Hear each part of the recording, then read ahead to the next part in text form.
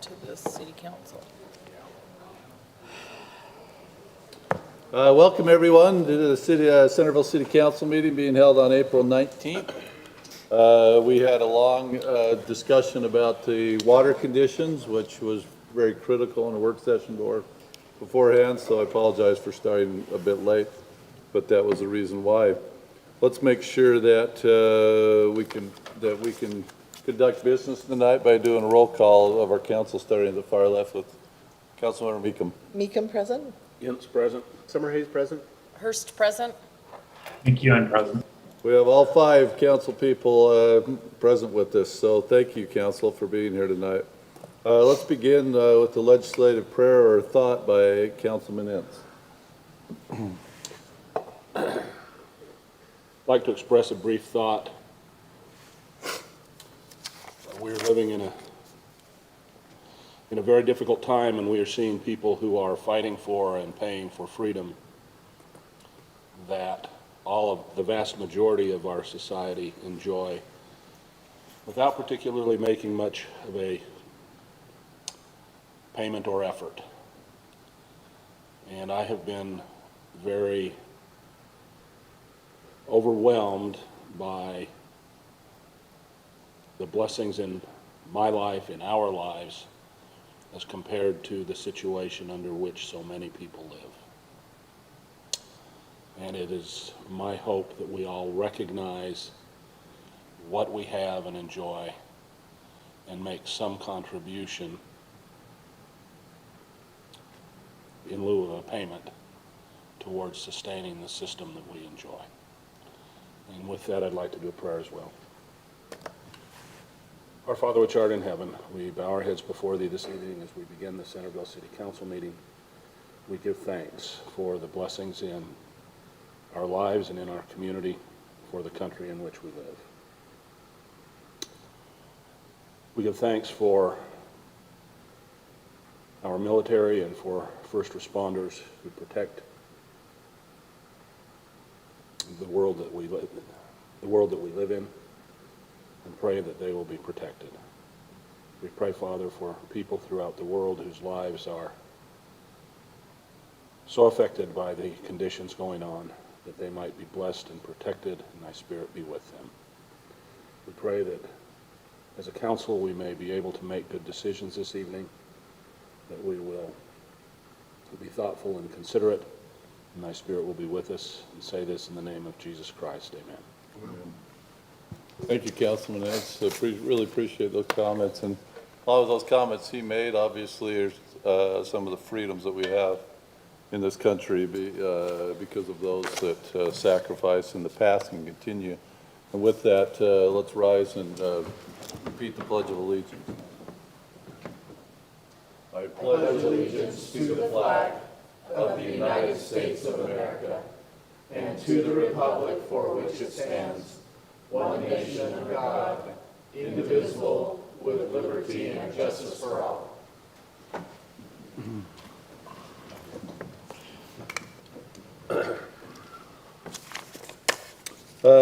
Next on the agenda is the open session.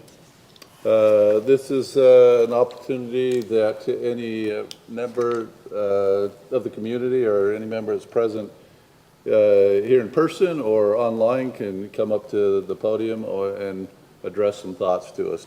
Try and keep your comments to 2 or 3 minutes, and introduce yourself as well too if you're so inclined to participate in the open session. So that is now available.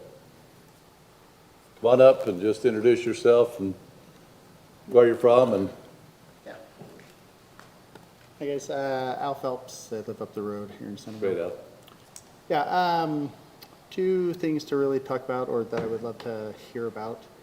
The first one on my mind is land up on the hill. That's where my thoughts always go. I think you guys do a great job on the city, and I'm worried about the hillside. There's land for sale currently with a guy chomping on the bit to buy it, who's bought up literally 80 acres already.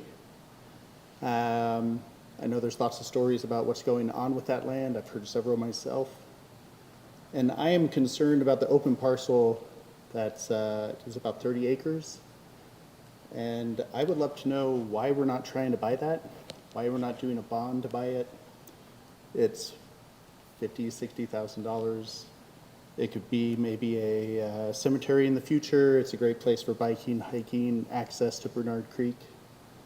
I would really love it if we had a bond that we could start acquiring some land with for public use in the future, not being limited by landowners and development, which I personally know will come. No matter how much we don't want it, money will override that desire eventually. That's the only one I can think of. I've got land on my brain because I use the trails all the time. We have a lot of great landowners that allow access up there, and I'm super appreciative to all of them. But I would love to know that in the future, at least that upper bench will be open for running, biking, hiking, as well as possibly the middle bench. Elevation plateaus are about 4,900 feet and 4,700 feet on those, if you look at a map. That's it. Thanks, Alan. That's something that obviously could be a long discussion for a long time, but we can obviously take that and look at maybe bringing that up on a work session, talk about land and what is presently zoned and that type of thing up there. I'm appreciative of knowing that. I did not know there were 30 acres up there for sale, so I'm glad that he Yeah. brought that to our attention. Sorry, currently for sale, David Nash. Come on Come up. back up to the mic, please, thank you. Didn't know if I could stay up here while you talked. Yeah, it's currently owned by David Nash. We have several people in the community that have outreach to him, including the Trails Committee. And just recently, me, Robin, we just tried to start discussions and try to secure long-term either easements or access to the land. The landowner hasn't specified what they want to do quite yet, and we're trying to help navigate that from a city perspective. Okay, I'm glad to hear that. There's a lot of, there's two other landowners that I know of as well that have mentioned they would be very interested in easements across their land. They have no idea where to start.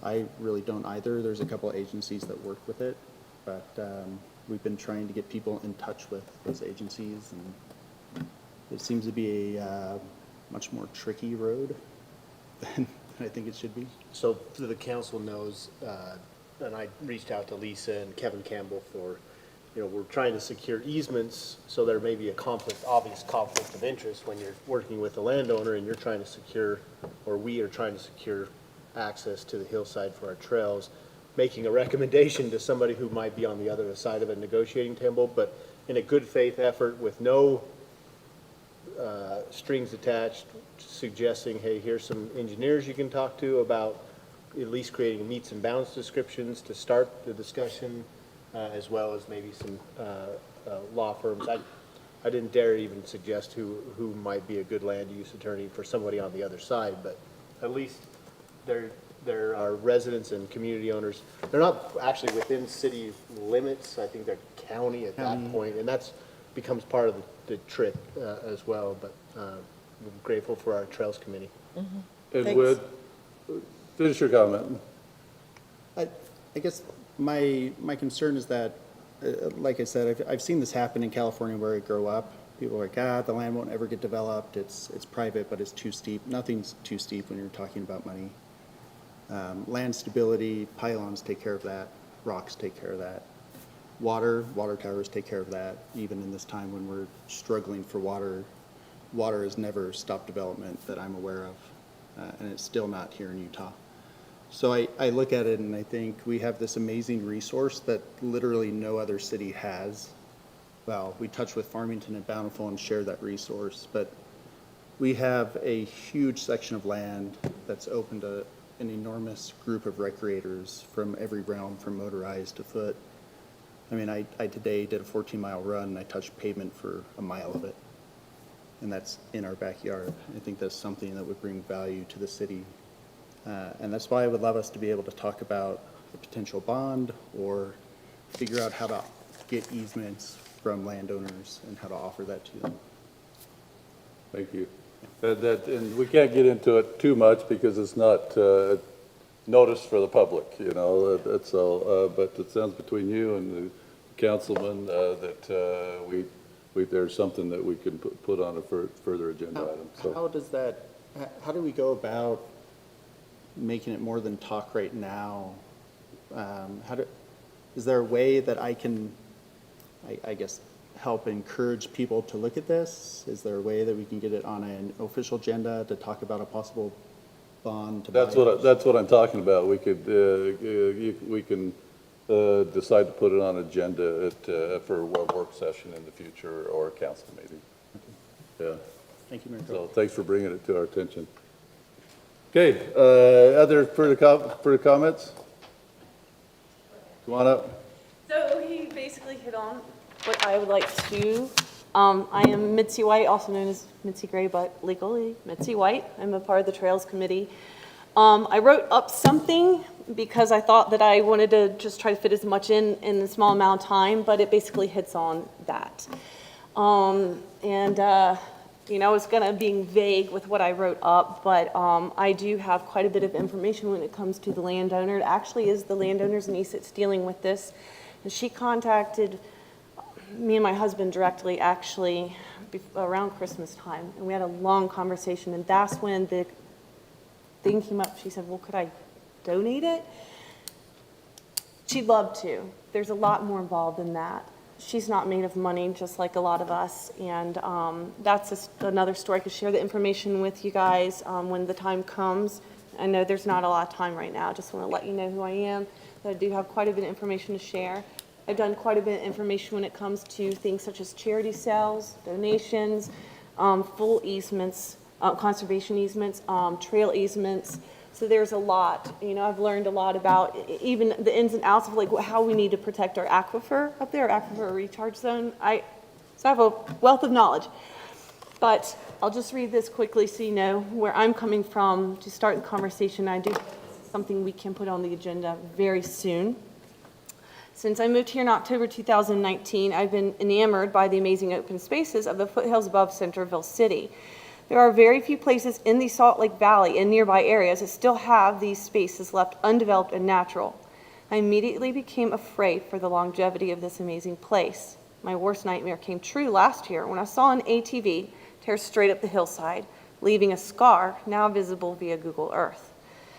I learned immediately after this incident of the purchase of several parcels by a single individual and the hopes to purchase more, and this was brought up by Al.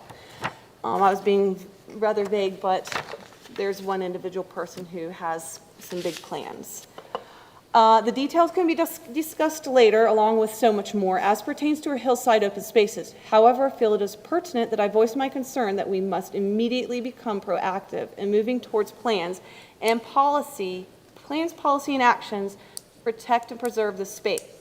There's one parcel in particular that holds the key to either the downfall of our natural open spaces above Centerville or the positive progression towards a movement to begin to save this amazing place.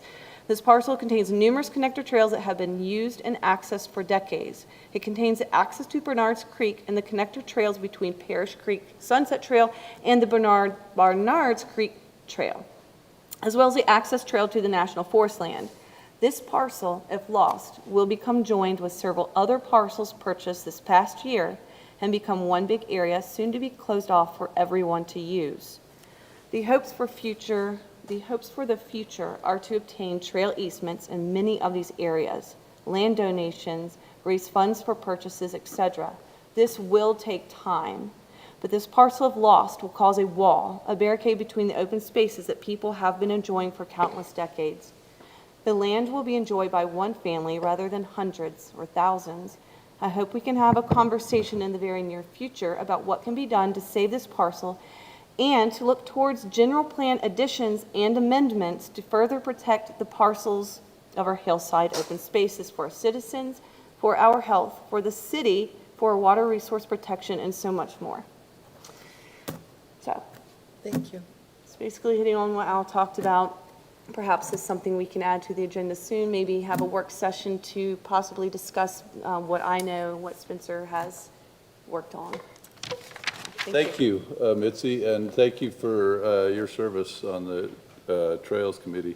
Yes, get permission to our liaison, Councilman Summers, or to any of us, and we'll see if it's something we can get on a work session as soon as possible. So, further comments? My name is Bob Gray. I'm a resident of Centerville for about 2.5 years, and I'm an engineer at the University of Utah, so I'm going to stay in Utah for quite a long time. I'm going to echo the sentiments of both Al and Mitzi over my concerns over the land ownership changes of particularly the trails that access Bernard Canyon, as well as the connector trails to Parish Creek. If this landowner were to go through with his plans to fence off those areas, permanent access from the south to access Bernard would be gone forever. And the tactics that he's using to potentially strong arm the current landowner into selling to him are nothing short of bullish. And I think we as a city should at least make an effort to try to not have someone strong armed into selling their land, which is currently Bullish or bully. bullying. Bully. And that's currently happening with the current landowner. The person who has purchased the surrounding parcels is saying that if you don't sell the parcel to me, I'm going to fence off everything else, and effectively your parcel will be landlocked.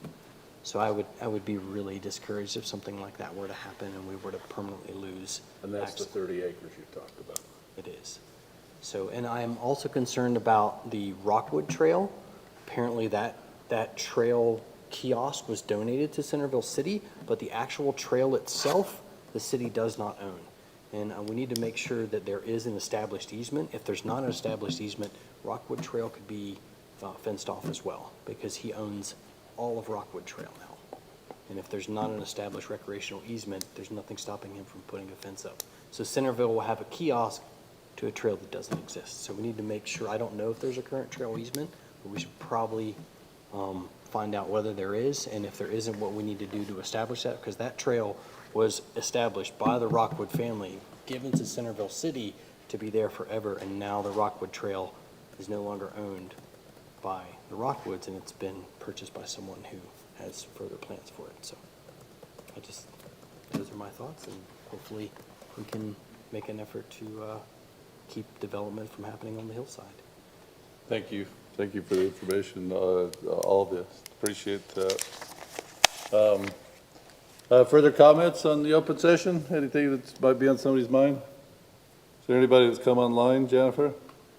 We have nobody online. Okay.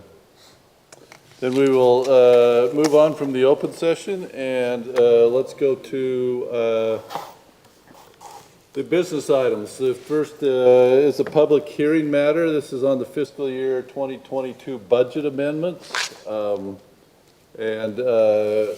Let's have Nate, are you going to present on what budget amendments we're looking at?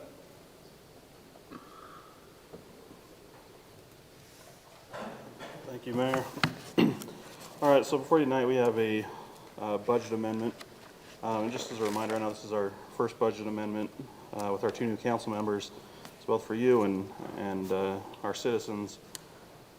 Anytime we increase revenues or expenses in a fund, it requires a public hearing to be brought here before you at the council meeting.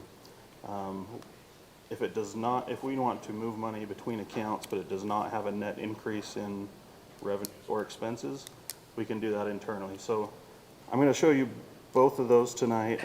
This first one is regarding this part that involves a public hearing. Jennifer, can you pull that up for me?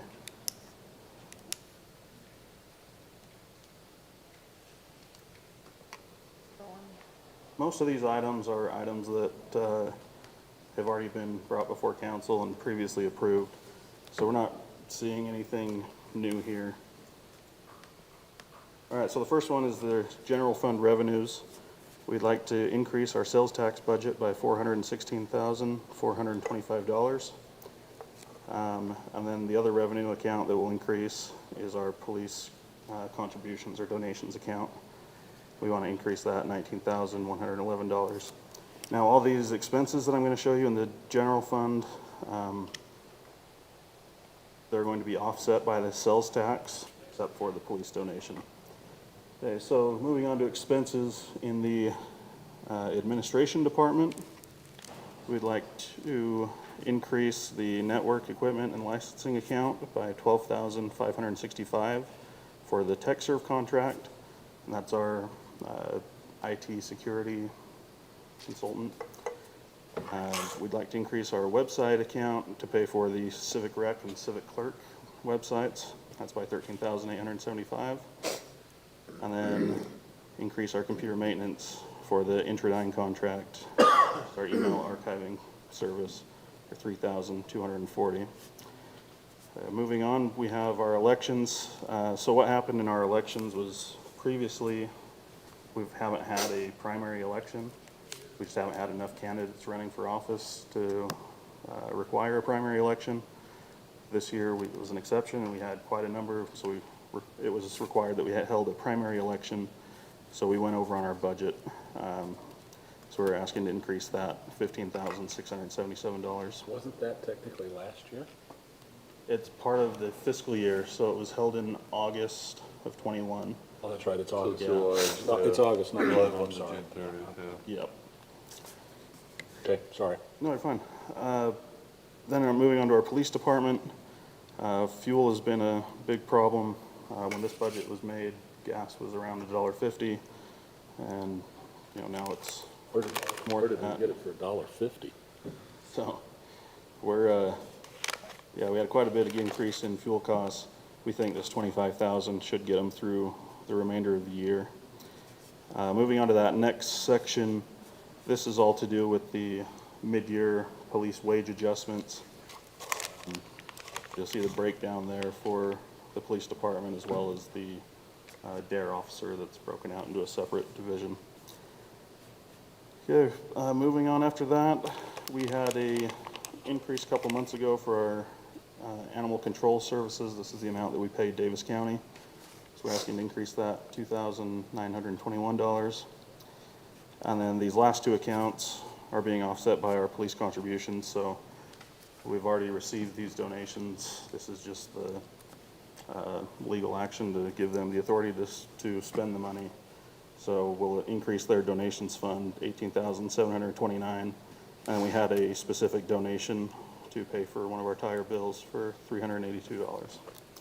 Okay, so that's it for the general fund. Oh, I do need to note, you'll notice that our revenues and expenses are off by $1,000. This was due in our budget last year. The spreadsheet had a formula error. So in one of our accounts, it was listed on our budget document. The formula wasn't, so when we entered it into the computer, I noticed that we were off by $1,000.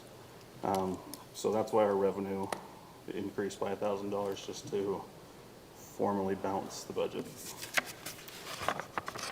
Okay, and then on the next page, these are our enterprise funds. The two events that we have here is the Water Smart grant. So you'll see in the revenue, we increase our federal grants by $74,000. And then as Mike Carlson described a couple months ago when we had this, he's going to remove the purchase of a generator that'll save us $25,000 and move that from our capital equipment into our capital projects to pay for this Water Smart, which is our water meter grant. And then the other item is our mini excavator, sold for a lot more than we expected. So they'd like to use some of the extra proceeds of that to purchase for our new mini excavator. And then our drainage fund, right now we charge a video inspection fee for new development. Right now we don't have we don't have a revenue code for it, so it's been lumped in with impact fees. It's been showing on our impact fee revenue line. So to make this more correct, we want to separate out this, give it a budget of $10,500, which is the revenue that it's received so far, and increase the video inspection expense account as well. So this is the portion that, again, is before you for vote and for the public hearing. As I mentioned, we did have an internal budget amendment, which is on the other attachment. You pull that up, the internal budget amendment. This is just for your information. I don't know if you want me to go over it or it's there if you have any questions.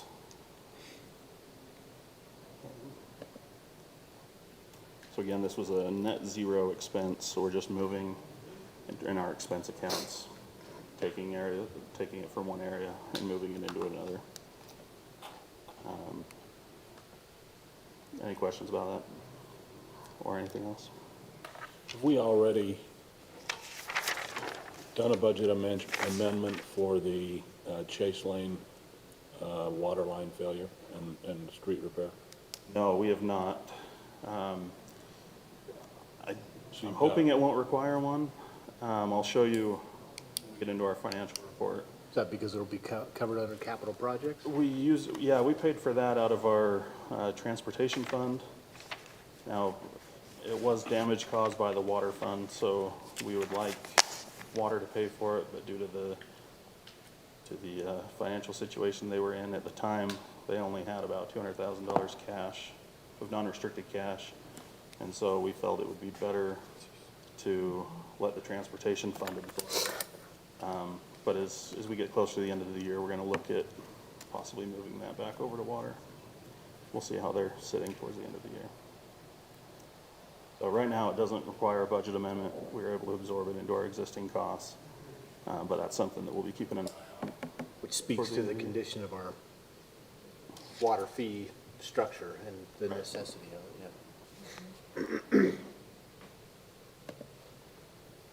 Any more questions for Nate right now?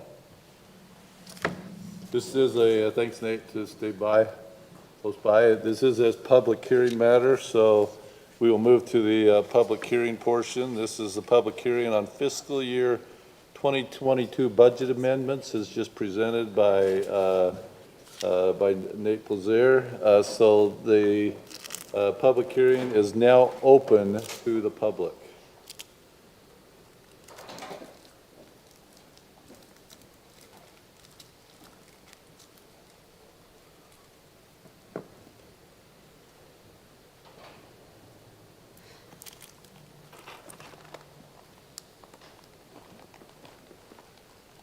Seeing no responses, we will close the public hearing, and we will come back to if there's any further questions or of council for Nate. If not, then we would look at a motion to consider that resolution. I'll make a motion to adopt resolution number 2022-11, the fiscal 2022 budget and accounts for the city. Second? We have a motion, a second. Is there further discussion?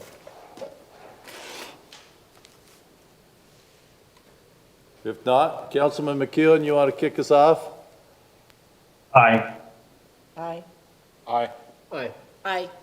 That motion passes 5-0. Thanks, Did Nate. that have to be? No, that's right, never mind. Did I miss something? No, I thought it had to be, I thought we had to, never mind. Okay. All right, let's go to item number 2 on the agenda. This is the Arbor Day Proclamation, and this was brought forth by Bruce doing a proclamation on Bruce Cox on Arbor Day, and the proclamation is there in your material. And it's a proclamation 2022-01, recognizing April 29th, 2022 as Arbor Day.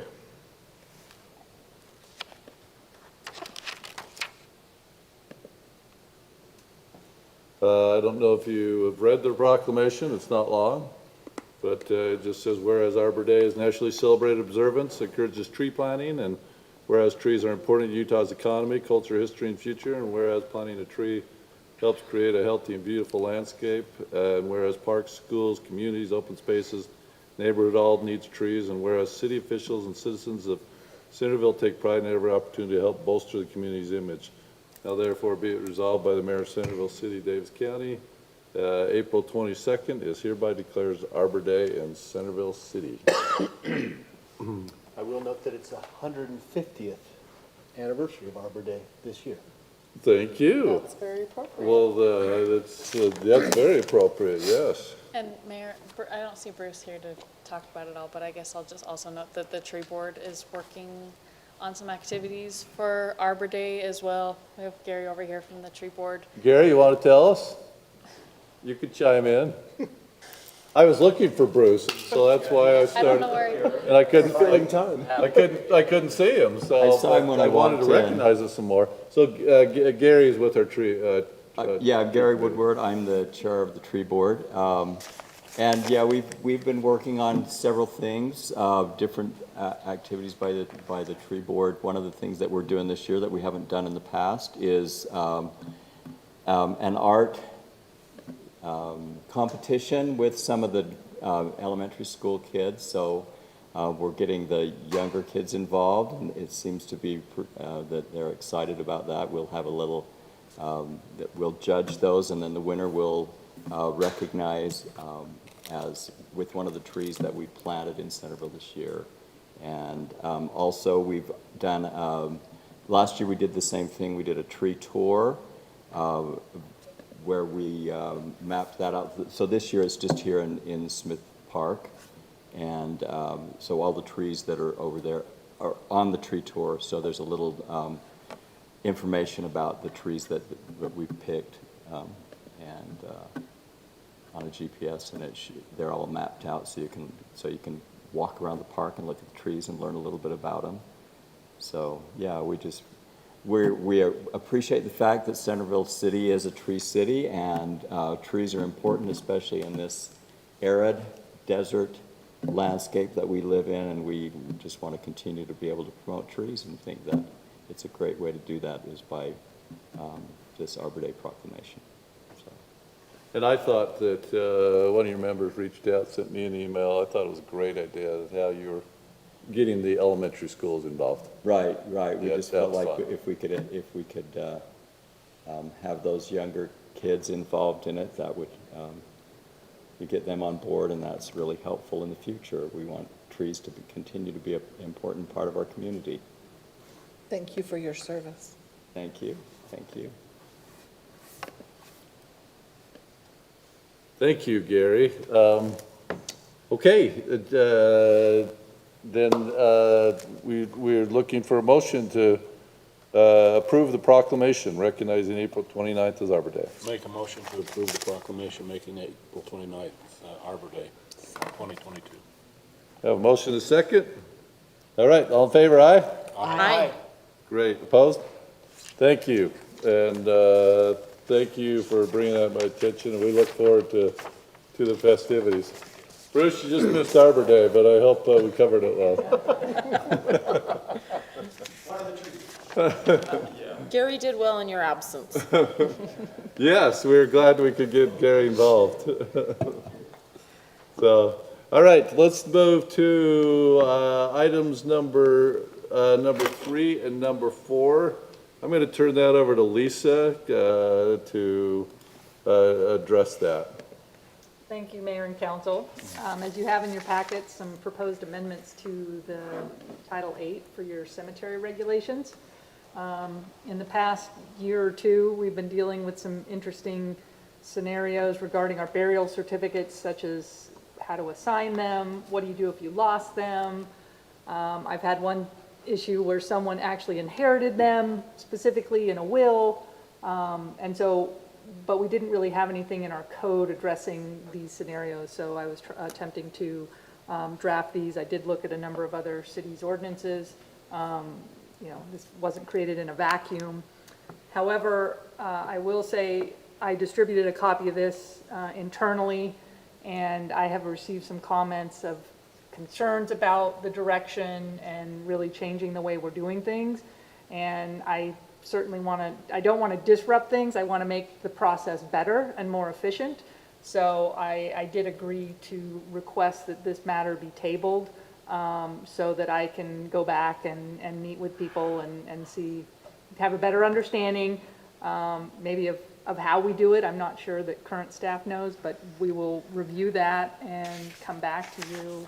I will not be here at the next meeting, which was another reason I was trying to get this one on this meeting. So if you could just table this and have staff bring it back when it's ready.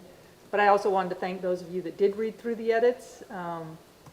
I had a fun time researching and figuring out ways to do this and preparing some new forms, so thanks for reviewing it, but we'll bring back something that, you know, doesn't disrupt things too much, or that we better understand both sides of the direction that we're proposing and how we've always done it.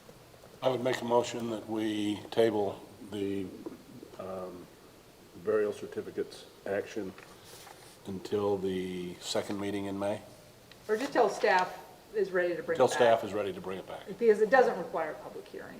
And then if you could also table item 4, which is related to it regarding the fees. And item 4 is, well, regarding fees on burials. Second. A motion and a second. Any further discussion? All in favor, aye? Aye. Opposed? Sorry about that. Thank you, Lisa, for all Although your we've work. already voted, can I ask one question? Were the complaints from the public or from somebody at the city? No, just internally about how we do it and, you know. Just more process-oriented? Yes, Okay. yes. Not necessarily on how, or prohibitions or restrictions on No, transfers? just some issues, like with assignments, you know, you can assign it, but then you can pull it back, and legally, I just think assignments should be irrevocable, but I'm willing to hear more information about it, as well as, you know. Almost like some an of the- assignment of lease? where we- Also, the process that I'm proposing does require you to bring in the original certificate for any of these procedures. We void it and we give you a new one, so that we can trace it and we know, oh, this is when it changed, and now we have a new one. But there are some issues with creating all those new certificates. I think the desire is to just have one certificate that sort of follows the whole process. But it sounds like you'd rather have some kind of chain of title, as it were, to track it more easily. Right, but from my understanding, you know, it doesn't sound like it accomplishes that, Okay. what I've proposed. Okay. So I'm happy to, you know, sit down and have that kind of discussion. Like I said, I'm just trying to make things more efficient and to provide clear guidelines. For instance, this person with the will, you know, I think I'm just gonna create a form and let her, because she wants to sell it back. So we'll just create something, and then the other ones, there's people waiting because they want to assign it, and we'll just let them continue on the revocable assignment until we change it. So we won't be holding people up anymore, but. Thanks, Lisa. Great. All right, let's go to, that skips us forward to item number E, minutes. We have 329, special city council, 4-5 work session, 4-5 city council, and 4-5 budget work session minutes. Of those 4 minutes, do we have proposal for any changes to any of those minutes, as you've read through them? If not, is there a motion? Make a motion to approve the minutes as presented. Second. We got a motion and a second. All in favor, aye? Aye. Opposed? Great. Next, we got appointments. I am proposing, for your advice and consent, 2 members of our, to go to various committees or commissions on, within the city. This is Sean Hoth to Planning Commission and Jana Taylor to the Whitaker Museum Board.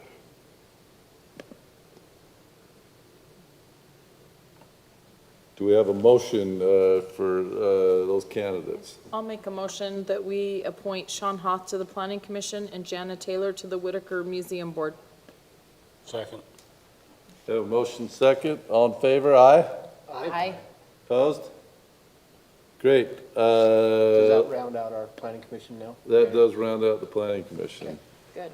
And I think we're one short on, a couple on Whitaker and one on Parks and Rec. But, because I thought we were fully staffed Parks and Rec, but one rotated off. Okay, let's go to the financial report. This happens to be a March quarterly report. So Nate, I was assuming you're prepared to present with it being a quarterly, right? Right. You're gonna be sick of hearing from me after tonight. All right, Jennifer, I tried to connect, but it's not letting me, so I have to ask you to do it for me. He needs to plug that thing in front of his, I've got it here. It's all right. Here, okay, Yeah, sorry. it's all right, you can do it. Not a big deal. You don't need me to do it? No, it's fine. It doesn't matter. We're fine.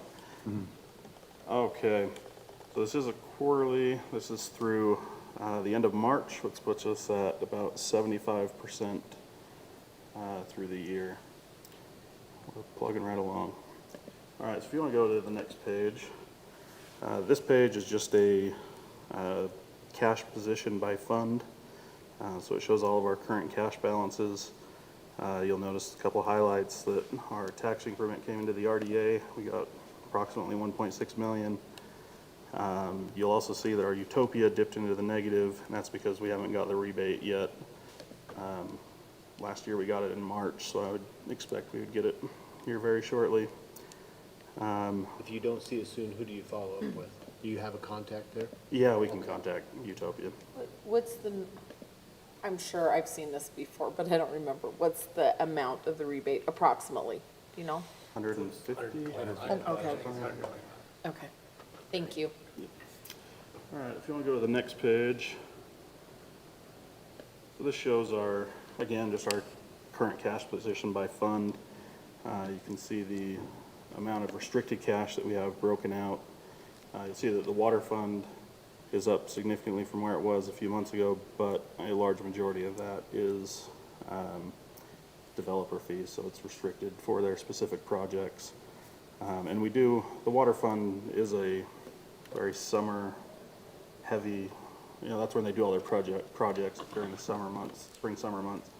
So we kind of see this rise in cash balance through the winter, and then once we start our projects, which started now in April, we'll see that kind of drop back down a little bit. Oh, sorry, if you could go back one page. I just had a little piece of good news, which is a small victory, but if you notice our interest rate for our state investment pool on the right, we're only at just about, you know, Just over half? yeah, it's just about 0.5282, but that's the highest it's been since September of 2020. So, again, it's a small victory, but we're starting this. It just means that more of our construction costs are going up Well, that's commensurately or worse. also true. Point. All right, if we want to go on to the third page. Sorry, Jennifer. Good. Okay, a couple of highlights here. You'll notice that we've received the majority of our property taxes, which is great. Our sales tax remains strong. In March, we got just over 419,000, which was about 17% above what we got in March last year. So that's really good. And then you can see right now it says we're at about, for our sales tax, we're at 85% of the budget, which is really good for this time of year. It's above where we expect. However, we did just do a budget amendment, so you'll see that percentage drop a little bit once we get the budget amendment entered.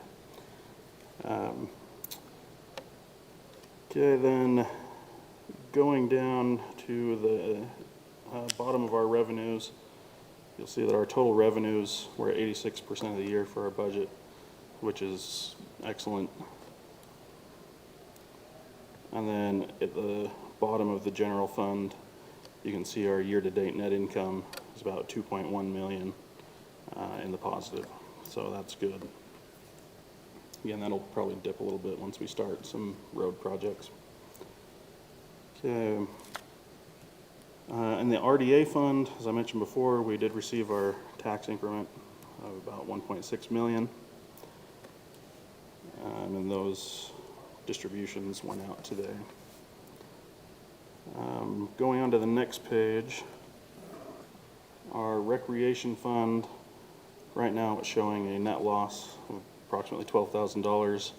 I expect this will probably even out a little bit once we just got our summer rec programs online. I know we've had a lot of signups with that, so I'll expect that to kind of even out a little bit as we progress through the spring months. Again, our RAP tax is sales tax related, so we're doing above expected there. Moving on down towards the bottom to our transportation fund. This is, Councilmember Ince, what I was talking about. So when we had the Chase Lane water line break, we had to repair, the road repair cost almost $200,000. At the time, the water fund only had about $200,000 of unrestricted cash. So instead of essentially, wiping out all the cash in the water fund, since this was a road repair, we could justify it out of the transportation fund. And they had a healthier fund balance. So for right now, it's in the transportation fund as we go through the year. We're hoping to absorb this into our existing budget, but we may see a budget amendment for this in June towards the end of the year. We're just kind of keeping an eye on things, seeing how it plays out.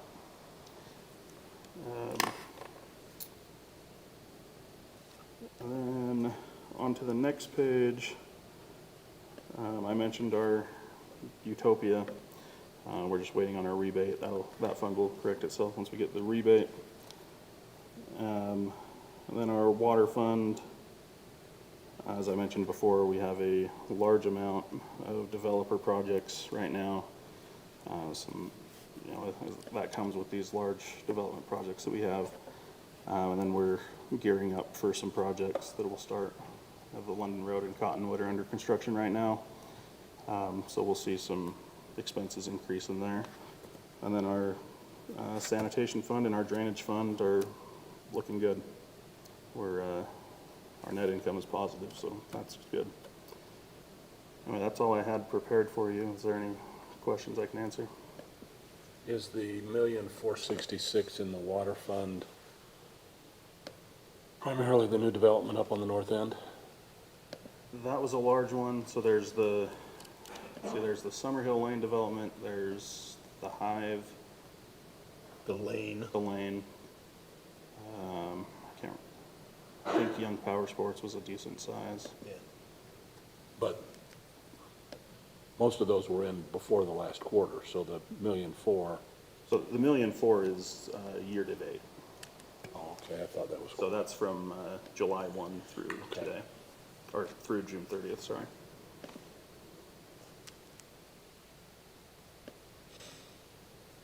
And Nate, I know this has been asked before, so our RAP tax fund, we have our transfer of $405,000. Remind me,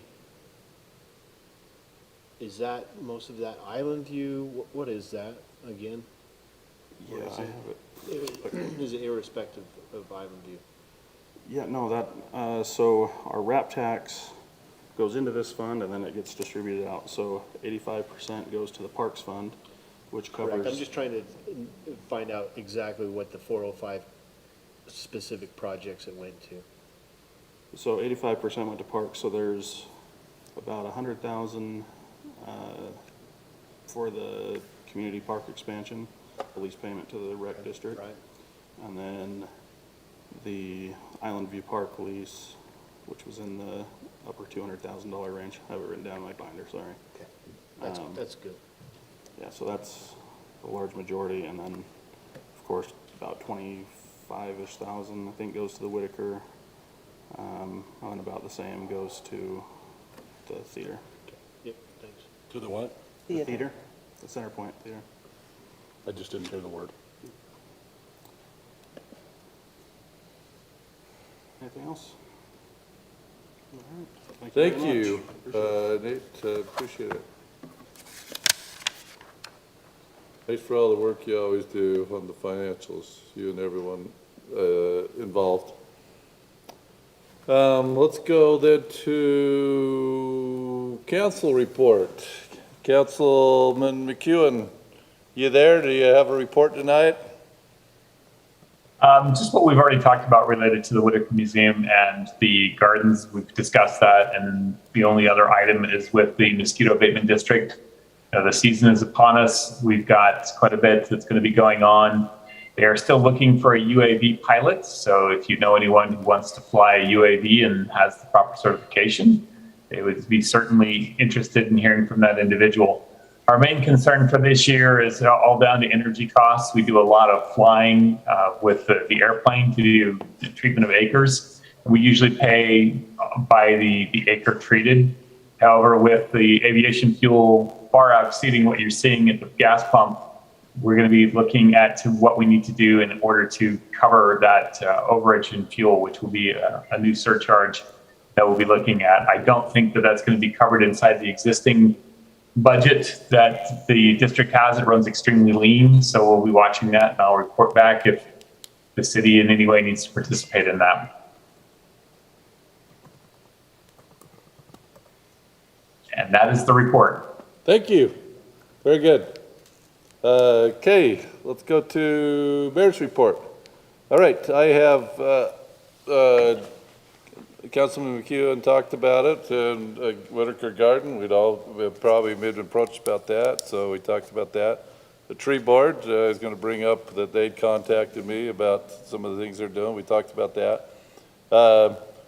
I'm going to call Bryce up here, so be prepared, Bryce, for part of my report is on our spring activities. We just had a wonderful Easter egg hunt, and I stopped by, and his staff, youth council got there early, and they had it roped off in areas, and that was a neat event, and it goes by quick like that.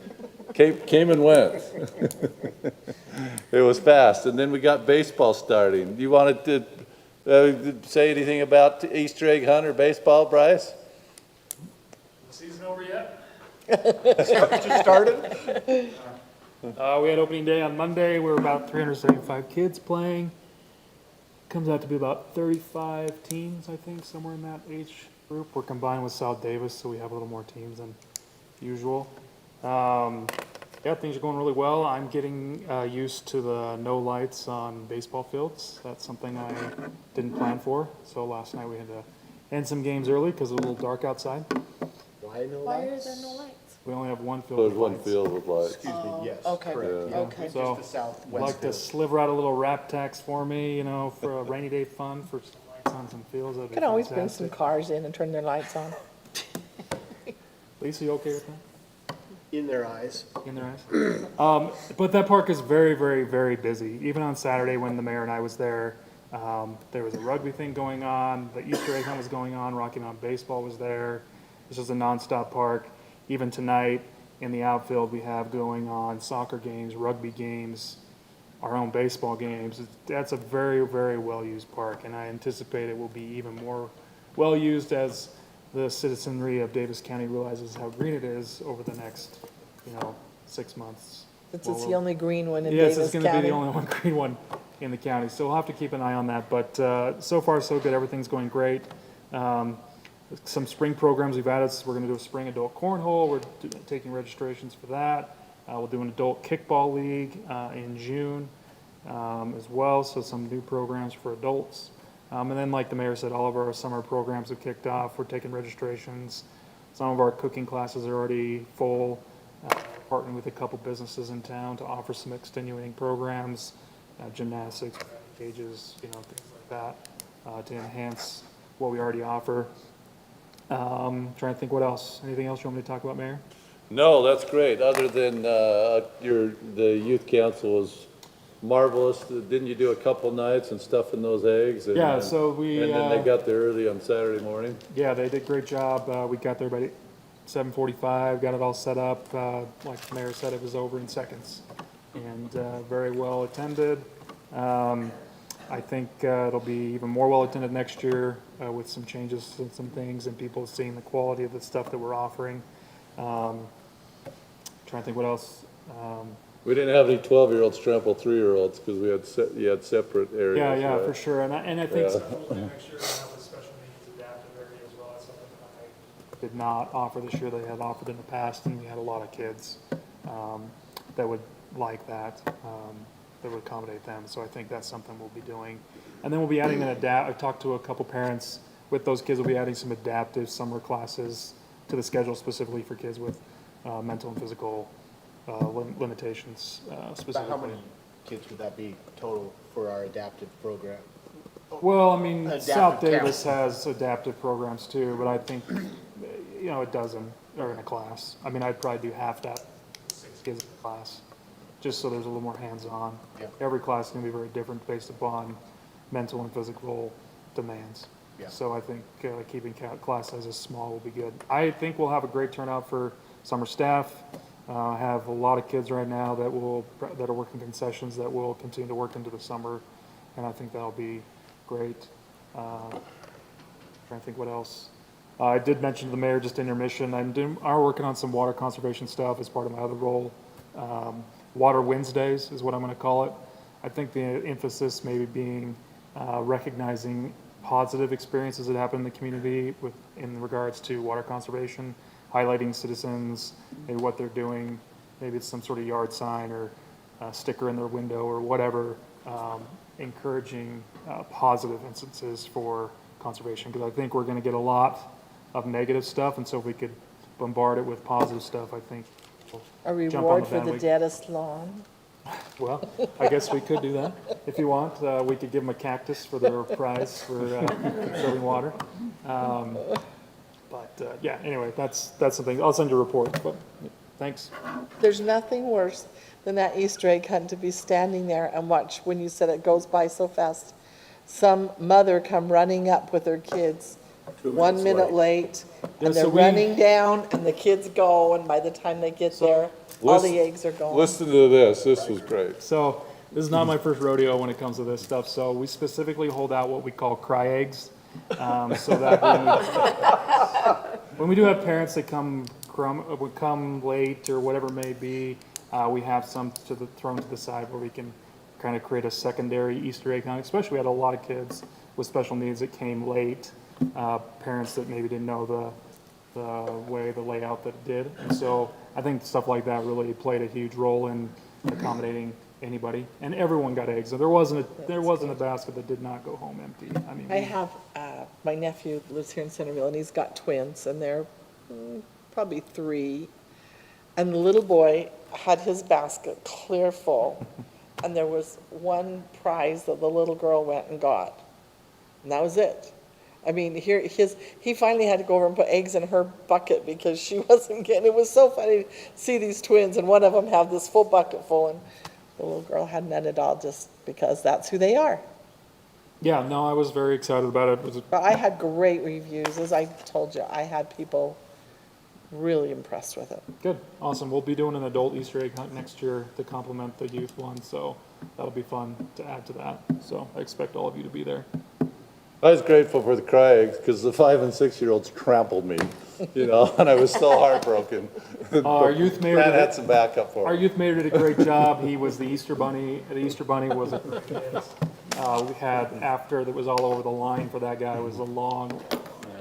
I think people were excited to have the Easter bunny there. And Cool, I heard that also. Yeah, they were was good fun. pictures Thank with you. the Easter. Yep. That's great. Thanks for helping with the report. Last thing I have is, look at the poster, and if you haven't looked at it in the foyer, this is the input on the freeway expansion, and we specifically have Kevin Campbell and Mike Carlson as part of our focus group. And so they're involved in the talks of that as well, but this is the public, can't remember the date we have to, but tell. It goes from April 11th to May 16 or something? Yes, yeah, thank you, Councilman. So let people know that, we're trying to do our best with this here, but to make comments on that. But it's a process. I talked with Kevin Campbell about it.